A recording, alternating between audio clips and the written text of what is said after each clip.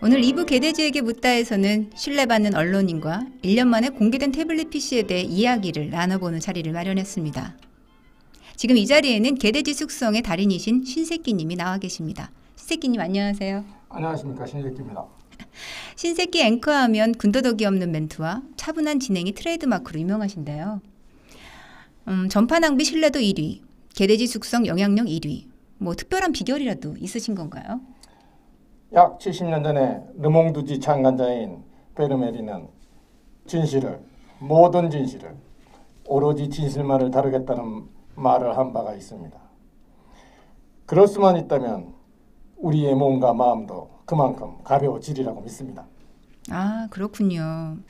그러니까 결국 모든 답은 진실에서 나온다. 진실을 알면 우리의 몸과 마음도 가벼워진다. 좋은 말씀이네요. 그럼 뉴스를 진행하는 입장에서 브리핑의 소재부터 최종 리포트까지 이슈와 고민에 대해 진실 접근이 중요할 텐데요. 실체적 사실에 대한 접근 방법에 별다른 노하우라도 있으신지요? 실례가 아니라면 우리 어울림 시청자분들을 위해서 잠깐 소개가 좀 가능할까요? 단지 준비한 것을 보도해야 한다는 외에는 다른 생각이 없습니다. 준비된 것이라고 하면 너무 추상적인데요. 방송이라는 것은 수돗물과 같아서 틀면 나옵니다. 늘 틀면 나오는 것이기 때문에 굳이 설명을 하지 않아도 아실 겁니다. 네? 이해할 때에도 혹은 이해를 하지 못할 때에도 상대방의 마음을 헤아리는 예의를 갖춰야 하는 방송의 세계에선 경험과 직관, 그 아날로그스러울지도 모를 사실보도가 미묘한 작가들의 감성과 무한한 상상력을 이겨낼 수 있는 것인가? 오늘 준비한 것은 여기까지입니다. 그러니까 준비된 보도란 취재가 아닌 작가의 감성과 무한한 상상력의 결과물이다. 이렇게 받아들여지는데요. 맞는 건가요? 그런데 아까는 모든 진실을, 오로지 진실만을 다루겠다고 들은 걸로 기억되는데 아닌가요? 이제 진실 따위는 그다지 중요하지 않을 수도 있습니다. 그런가요? 그러니까 진실에 대한 접근은 작가의 무한한 상상력과 감성의 대본이다. 이런 말씀 같은데 그렇다면 진실을 다룰 수만 있다면 우리의 몸과 마음도 그만큼 가벼워지리라고 믿는다는 말씀도 정리해보면 신앵커의 애청자 모두 머리가 텅텅 비어버린 바보가 되어간다. 이런 말씀으로 받아들여도 되겠습니까?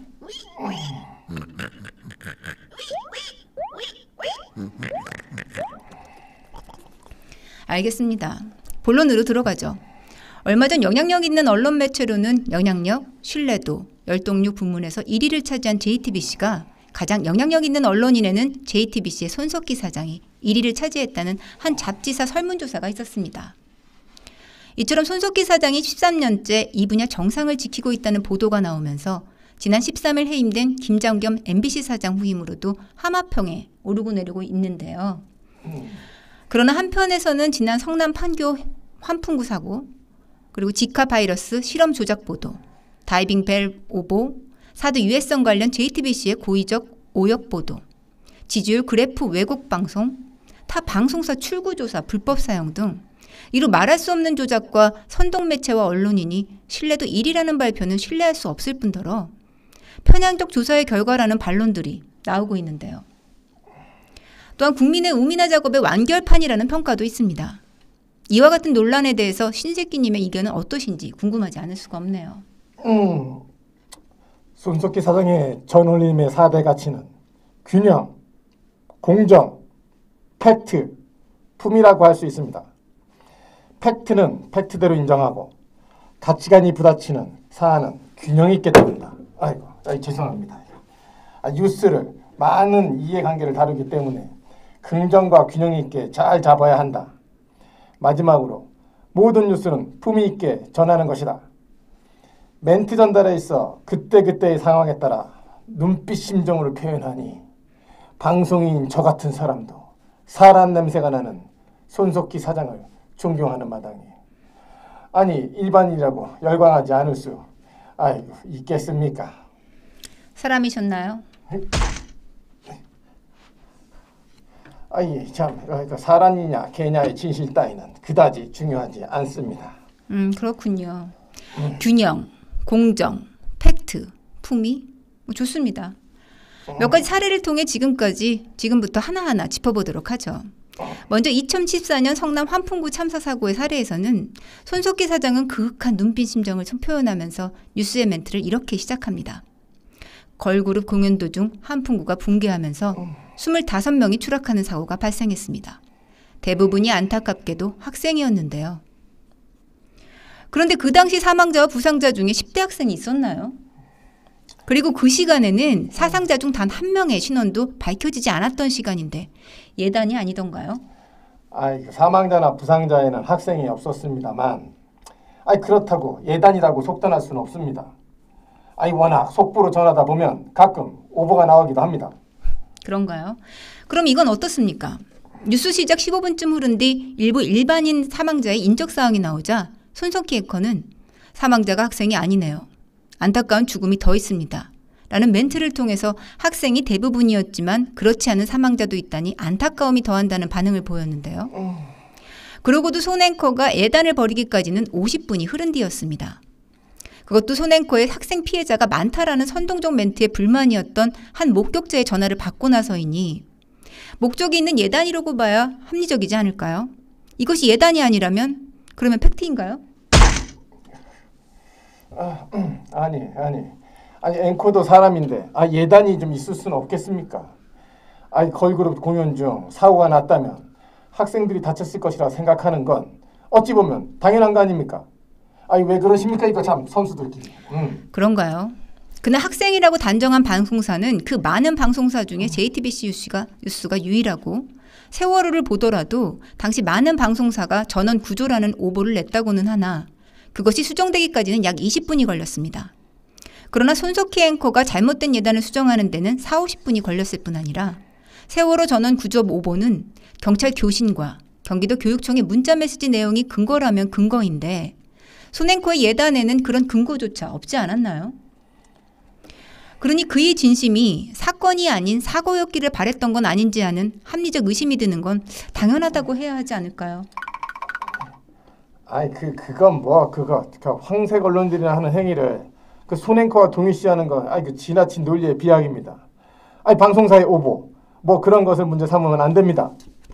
그런 걸 문제 삼는 것은 양아치들이나 하는 거고 신뢰받는 언론이니 일부러 그런 사기꾼이나 할 일도 만무이고 우리 그냥 시크하게 다음 질문으로 넘어갑시다.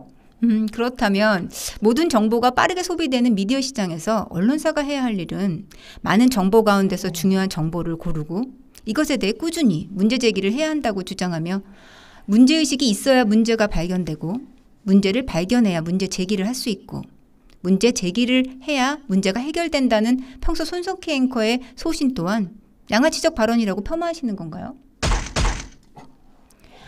시간 관계상 균형과 공정의 사례를 짚어보도록 하죠. 손석희 사장이 말하는 공정과 균형 있는 보도란 진영 논리를 벗어나서 어느 쪽에도 치우치지 않고 사회적 이슈나 문제점들에 대한 예단이나 편향 없는 팩트만을 보도하고 보도 형태 또한 균형 있게 배분하는 것을 말하는 겁니다. 그런데 본인이 말하던 공정과 균형 있는 보도와는 달리 손석희 사장은 세월호 200일, 4대강 6개월, 태블릿 PC와 관련된 보도는 말할 것도 없이 우파와 관련된 의제에만 어젠다 키핑을 적용하고 있는데요. 어떻습니까? 손석희 사장이 좌파 진영과 관련된 문제들에 대해서는 앞서 세월호, 4대강, 탄핵 사태와 같이 오랜 시간 동안 집중해서 문제 제기를 했던 사례가 있었던가요? 그건 어젠다 키핑 앞서 그럴 만한 사건들이 없었기 때문이 아닙니까? 문 대통령이 사익을 챙기는 사건도 없었고 헌법소의 의지와 관련된 사건도 없었고 그렇다고 4대강 같은 큰 국책사업도 없었으니 말입니다. 꼭 보도가 공정하고 균형이 있어야 한다고 해서 없던 사건을 만들 필요까지는 없는 게 아니겠습니까? 그런가요? 의제 설정을 할 만한 사건이 없었다. 그럼 이건 어떨까요? 흥주로 나포 사건. 밀사인지 월북인지 나포인지 경우에 따라서 국가안보와 직결된 문제이니 대통령의 헌법 수호의 의지와 관련된 국가 중대사가 아니던가요? 공정하고 균형 있는 언론인이라면 그 시간 야구장에서 치맥하시던 대통령에 대한 행적을 전 정부에서 한 것처럼 시간대별 일정 체크를 해야 하지 않을까요? 아니 그거야 그 시간대별 체크는 그 개인 프라이버시의 침해를 그게 이건 어떤가요? 문 대통령의 아들 문준용 씨의 취업 특혜 논란과 김정숙 여사 옷감 논란. 사실관계에 따라서는 지도자 개인의 사익 추구와 관련된 문제가 될 수 있으니 최순실 사건과는 비교도 안 될 엄청난 사회적 파장이 있을 수 있는 큰 사건이 아니던가요? 지금이야말로 최순실 사건 때 보여주었던 어젠다 키핑과 JTBC의 놀라운 상상력과 추진력이 발휘되어야 할 때가 아닌가요? 아이 그거야 당사자들이 안 했다고 하는데 뭘 더 파헤칠 게 있나요 그거. 이런 것도 있네요. 네이버 5구 대선 당시 연관 검색어 조작 사건과 선거 개입 의혹. 이건 네이버에서도 일부 사실을 인정하고 있는 부분이기도 하니까 몇 명의 직원이 하면 국정원 댓글과는 비교도 안 될 부정선거가 될 수도 있는 사건인데요. 손앵커의 지론처럼 기자 정신을 발휘해서 연루된 관련자들과 정치권과의 연결고리에 대한 집중 보도가 필요한 게 아닐까요? 이게 그거야. 그거 한두 표 차이 나는 것 가지고 아니 왜 고작 검색을 막았다고? 선거에 무슨 영향이 있겠다고 참. 이건 또 뭐죠? 민주당의 언론장악 문건과 개를 같이 하며 진행된 MBC 언론장악 음모. 언론노조 폭력으로 인한 MBC 이사진 사태와 현 여권의 보궐이사 선임 강행은 부정할 수 없는 팩트이고 손석희 앵커는 입만 열면 언론의 순기능을 강조하고 독립성과 공정성을 외치시던 분으로서 우리 사회가 꼭 관심을 가져야 하는 이슈라고 판단되면 끝까지 놓지 않겠다고 하셨으니 방송인으로서 언론노조와 현 여당의 유착관계 논란에 대해서도 한번 전통적 저널리즘의 정신을 발휘하셔야 하지 않을까요? 그거야. 언론노조 출신으로 지금 MBC 사장 하마평에 오르내리고 있는데 자기 밥그릇 침 뱉을 일이. 잠깐만. 아니 아직 더 남았나요 지금? 아프신가요? 그래도 언론 정의는 세우셔야죠. 원시적 인간의 본능을 자극하고 흥미 위주의 보도와 시청자의 시선을 끌기 위해 가대하게 취재 포장하여 보도하는 행위. 공익보다 선정성 경쟁에 입각해 기사를 작성하고 사실관계를 파악하는 일에는 소홀하며 풍문과 상상력에 치중하는 언론. 목적만을 위해 진실을 호도하거나 왜곡하고 과장된 기사를 확대 재생산하는 언론을 우리는 황색 언론이라고 합니다. 수많은 오보를 양상하고 불법을 자행하고 예단을 기사화하는 그런 매체가 균형, 공정, 팩트, 품위를 논할 자격이 있는지. 말로 자기 자신을 포장하기에 앞서 한 번쯤은 일그러진 자기 자신을 되돌아보게 하는 계기가 되기를 바라볼 뿐입니다. 지난 9일 최서원 씨 재판에서는 태블릿 PC의 실물이 1년 만에 처음 공개됐었습니다. 지난해 10월 JTBC가 태블릿 PC의 존재를 처음 보도한 이후에 공개적으로 실물이 노출된 건 이번이 처음인데요. 태블릿 PC 소유자로 지목된 최 씨도 직접 태블릿 PC를 2분 정도 살펴보고 나서 고용태의 기획에 검사들이 일부 가담하거나 JTBC가 기획한 게 아닌가 하는 의심을 1년 동안 해왔다며 오늘 이 태블릿 PC를 처음 봤는데 이런 건 쓰지 않았다고 말했다고 하는데요. 그런데 왜 검찰이 실물 공개를 1년이 넘도록 안 한 걸까요? 그것도 피해자인 최 씨에게조차 보여주지 않았다는 건 상식적으로 이해가 가지 않는 부분인데요. 그거야. 수사상 불필요한 오해를 받을 수 있고 그럴 필요가 없으니까 그랬을 겁니다. 이미 JTBC에서 최 씨가 사용했다는 심층 보도도 있었고 셀카도 나오고 포렌식 작업을 통해 태블릿 PC에 저장된 위치 정보가 최 씨의 동선과 상당 부분 일치하다는 것도 사실을 근거로 최 씨가 실제 사용자라고 밝혀진 건 그 사실이 아닌가요? JTBC가 보도하면 사실이다. 셀카가 나왔다. 최 씨의 동선과 상당 부분 일치한다. 그렇군요. 그런데 다이빙벨은 유속의 관계와 상관없이 20시간 연속으로 작업을 할 수가 있는데 마치 정부가 실종자 수색을 막고 있는 것처럼 사실을 왜곡 보도한 곳이 JTBC의 손석희 사장이 아니었던가요? 그 진실 보도를 추구하는 신뢰도 1위 그 JTBC에게는 이게 상당히 모욕적 발언이 아닐 수 없는데요. 사과하세요. 그 10길 물속은 알아도 한 길 사람 사면 모른다더니 이게 그렇게 안 봤는데 정말 실망입니다 이거 지금. 그런가요? 그래서 팩트 체크를 위해서 법원 판결문을 찾아봤습니다. 고등법원 JTBC의 다이빙벨 보도와 관련된 2심 판결문을 보면 다이빙벨과 관련한 이종인 대표의 주장을 부연 설명 내지 강조하는 방향으로 질문했을 뿐 아니라 비판적인 질문을 한다거나 그와 다른 의견을 가진 전문가의 의견 등을 제시해서 객관적으로 바라보려는 시도를 한 바가 없다라고 지적하고 있습니다. 이어 결국 이 사건 인터뷰를 통해 시청자들로 하여금 다이빙벨이라는 획기적인 방법이 있음에도 정부가 이를 채택하지 않아서 구조에 어려움을 겪게 하고 있다는 인식을 가지게 했다라는 판결문에 정확하게 적시하고 있는데요. 아직도 진실 보도인가요?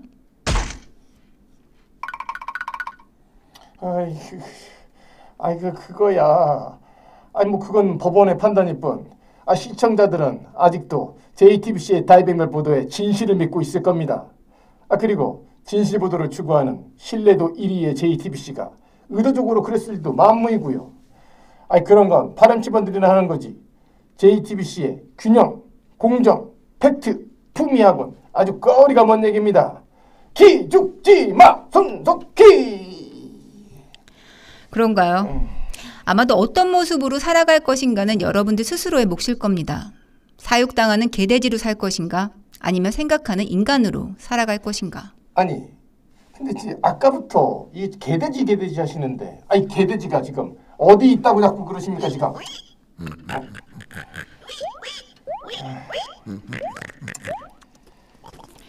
그리고 궁금해서 묻는데요.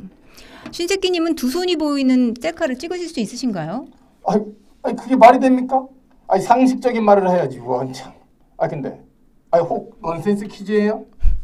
JTBC가 방송에서 주장한 최 씨의 중식당 셀카. 그러나 원본은 두 손이 다 나온 사진.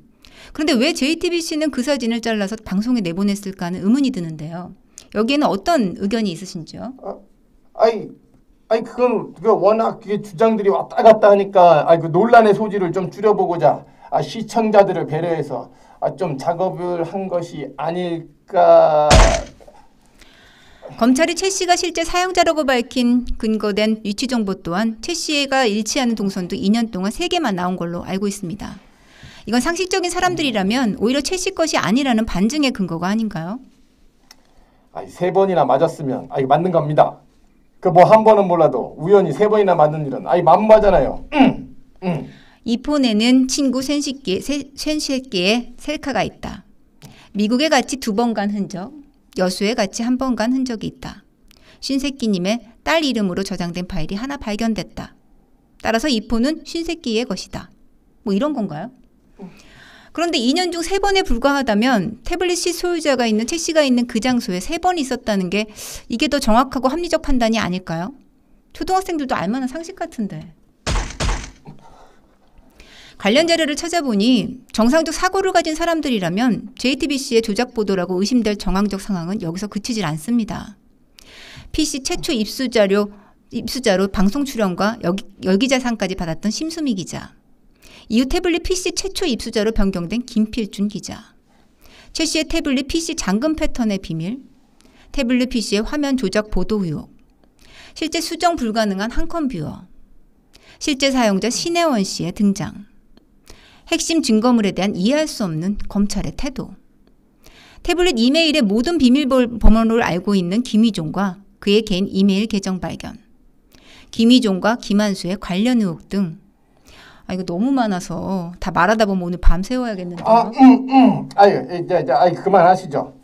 이제 국가기관이 어련히 알아서 사실을 밝히지 않겠습니까? 찔리시나요?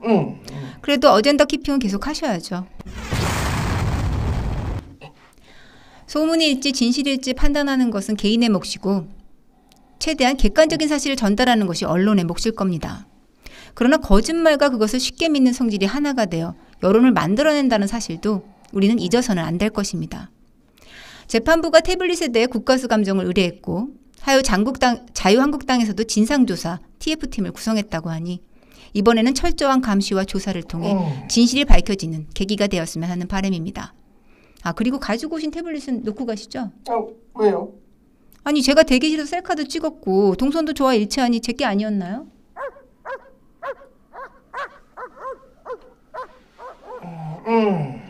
감사합니다. 오늘 개돼지에게 묻다는 여기까지 듣겠습니다. 오늘 함께 자리해 주신 신새끼님께 감사드리며 건강관리 잘하시길 바라고요. 조심히 들어가세요.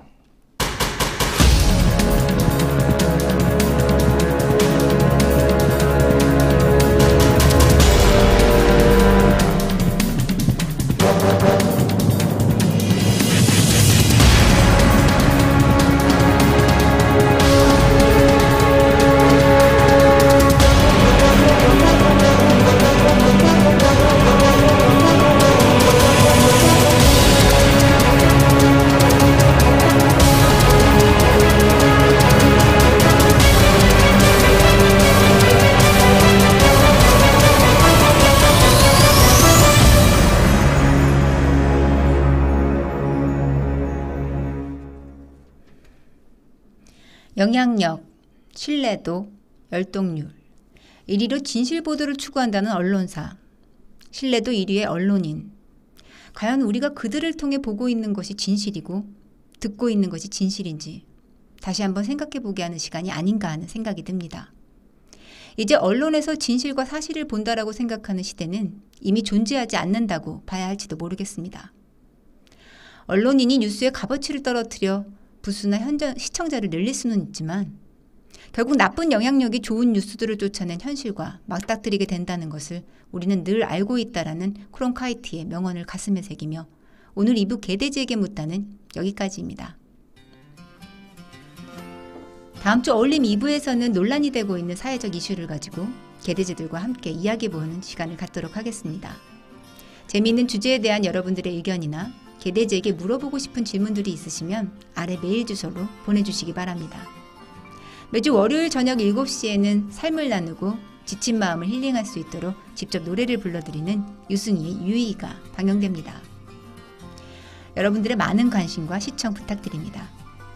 어울림은 여러분들께서 보내주시는 응원과 사랑에 힘입어 더 열심히 여러분들과 함께 나아가도록 하겠습니다. 항상 뜨거운 응원 보내주시는 해외동포 여러분들께도 감사드리며 지금까지 함께해 주신 여러분 감사합니다. 홍수연의 어울림 다음 주 이 시간에 뵙겠습니다. 편안한 밤 되세요. 귀 기울여봐 나를 바라봐 이야기를 해줘봐 너와 나 둘이 어울려서